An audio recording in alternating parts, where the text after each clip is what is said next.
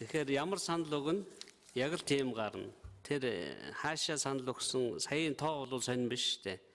Нөгөө тоо юу хоёр зөрж ийн үг гэдэг нь чухал байгаа. Ингээ эргэлзээд байгаа улсууд би ганцхан юм хэлж байгаа. 2012 оны улсын их хурл нийслэлийн сонгуул, 2012 оны аймаг сүм дүүргийн сонгуул, 2013 оны ерөнхийлөгчийн сонгуул. Ингээд 3 удаа бид нар энэ машиныг чинь шалгачаад байгаа. Үнэн зөв тоолж байгаа эсхийг. Сүүлийн одоо эх оны сонгуулиас өмнө явагдсан бүх сонгуульд энэ машиныг хэрэглэсэн. Ямар нэгэн зөрөө гараагүй. За зөрөө гарах үндэс байхгүй гэдгийг би одоо маш энгийнээр хэлье. Сая та нарын үдсэн та нарт нөгөө файл өгөөг бах тийм үү? Баян дүрэн файл өгөөгүй тий. Сая сонгуулийн үнд хэрэглэгддэг нэг л ямиг хийгээгүй. Тэр нь нөгөө файлыг өгөөгүй. Жинхэнэ сонгуульд бол та нарт файл өгнө, CD өгнө, флаш өгнө, өөрөө бичээд авна. Тэгэхээр сүүлийн 3 сонгуулийн нэг сонгуульд дунджаар нэг сая 200, сая 300 хүн оролцдог. Сая 800, 900 хүнээс 60-70% эрсдэлтэйгээр оролцохоор тийм тоо гарч байгаа. Тэгэхээр сая 200 байна уу 300 орчим мянган сандлын хуудасны зургийг нийт намууд, нэр дэвшигчид, ажиглагчдад үн төлбөргүй тараасан байгаа. Тэгэхээр одоо хүмүүсийн гар дээр сүүлийн 3 сонгуулийн 3 сая 600 юм уу 700, 800 сандлын хуудасны зураг байж гин гэсэн. Нөгөө талд нь тэр 3 сая 700 мянган сандлын хуудасны тоолсон 2500 орчим машины дүн байж гин. Нөгөө урт цаас сая харсан. Тэгэхээр энэ тараасан файл тоолсон тооллого хоёрын дүндээс зөрөө гарах юм бол сонгуулийн ерөнхиөр авч үзнэ. Энэ бол энэ сонгуулийн машиныг луурдаж болдгоо хамгийн том баталгаа байгаа. Одоо та нар ч гэсэн хардаад байгаа бол шалга. Бүх файл бүх хүмүүсийн гар дээр байгаа. Тэрийг чи өөрчлөх боломжгүй шүү дээ. Сонгуулийн оройноо тараачдаг учраас түүнээс хойш өөрчлөлт орох боломжгүй. Тэгээ ямар нэгэн саналын нэг ч байтугай саналын зөрүү олдог бол сонгуулийн ерөнхийлөгчөнд мэдэгдээ шалгуулад арга хэмжээ авахулж болно. Би 3 сая 600 мянган саналын хуудасны тухай ярьж байна. Тэрэн дотроос нэг ширхгийн зөрөө олоодох. Тэр бүх файл та нарын гар дээр байж байгаа. Нийт намууд, нэр дэвшигчид одоо ажиглагч хэм байдаг бүгдээрэнд нь өгсөн. Ийм л учраас энэ машин бол дэлхийн бусад аль ч оронд байхгүй ганцхан зүйл бид нар хуулинд бүр хэрэгээр нэмж өгсөн байхгүй. Монголчууд их хардамтгай учраас бүх юмыг ил болгоо. Энэ сонгуульд нуух юм ерөөсөө байхгүй. Тэгэл олцохоо хардаад байгаа бол.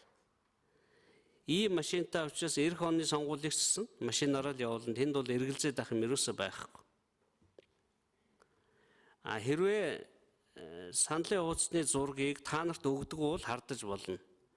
Машин дотор юу ороод яаж тооцсон бэ гэдэг. Тэгэхээр хамгийн гол шалгадаг одоо боломж чинь нөгөө сая 200 мянган сандлын хуудас сонгогчийн бөглсөн сандлын хар цагаан цэгээр нь ингээд дугуулсан юм дотор байгаа шүү. Тэрний зургийг одоо тэр өдөр нь тараачдаг учраас эргэлзэх зүйл байхгүй.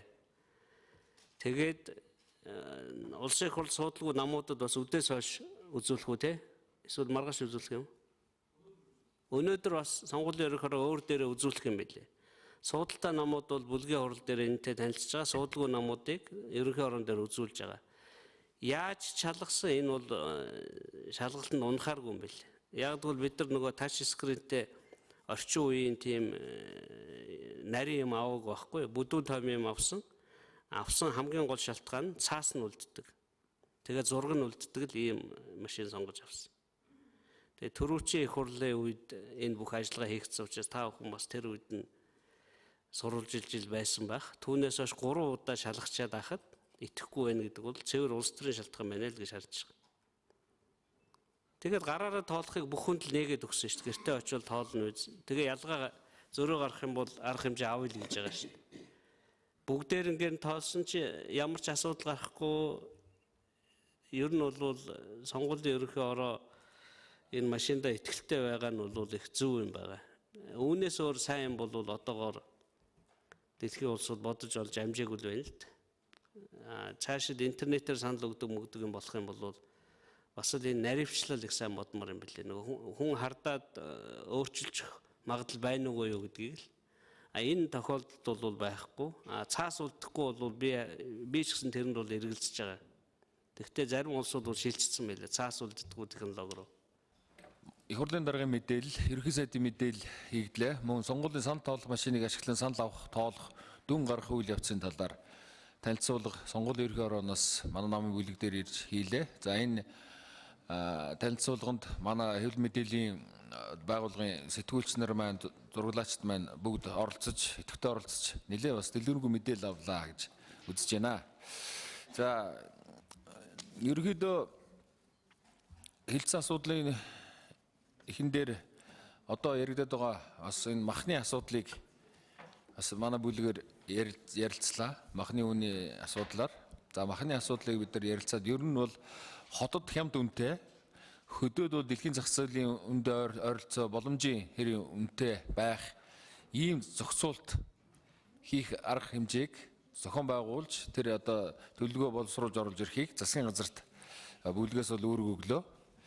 За мөн түүнчлэн энэ өнгөрсөн 7 хоногт Монгол Ардын нам олон хуулиудаар завсралга авсан. За бид нар бол ямар ч байсан ажил төрлөө явуулъя, үйл ажиллагаагаа их хурлын ажлыг явуулъя гэсэн юм байр суурьтай байгаа. Гэтэл одоо ингээд ажил хойшин татаад олон чухал хуулиудыг гацааж байгаа явдал харамсал илэрхийлж байна. Ер нь ажиллаа хиймээр байгаа. Энэ байдлаас бол төр засгийн маань бол мөн парламентын чадамжийг бууруулж одон нийтэд бол манай парламентыг бол муухай харагдуулж байгаа гол юм бол энэ асуудал байгаамаа. Зөвхөн сонгуулийн хуулиас болоод энэ хар машинаас болоод бусад үйл ажиллагаа ингээд гацаадаг явдал бол энэ цэвэр улс төрийн асуудлаа гэж одоо бид нар үзэж байгаа. Яагаад тэгж үзэж байна гэхээр ер нь бол гурван шаардлага тавиад байгаа.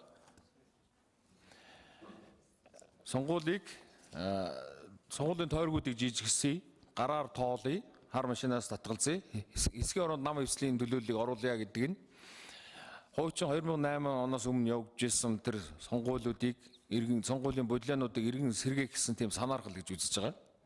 Тойрог жижиг хүмүүсийг худалдаж авах, гараар тоолж бодлоон гаргуулах, саналын тоонд хэсгийн ороонд нам эвслийн төлөөлөл оруулаад түүгээрээ дамжуулж өөрийнхөө хүссэн одоо үр дүн гаргуулах гэсэн ийм зорилгын үүднээс энэ сонгуулийн хуулинд өөрчлөлт оруулах шаардлага тавьж байгаа учраас арчсан ном энийг бол хүлээж авах боломжгүй гэж үзэж байгаа. 2008 оны 7 сарын 1-нд юу болсныг ард түмэн мартаагүй.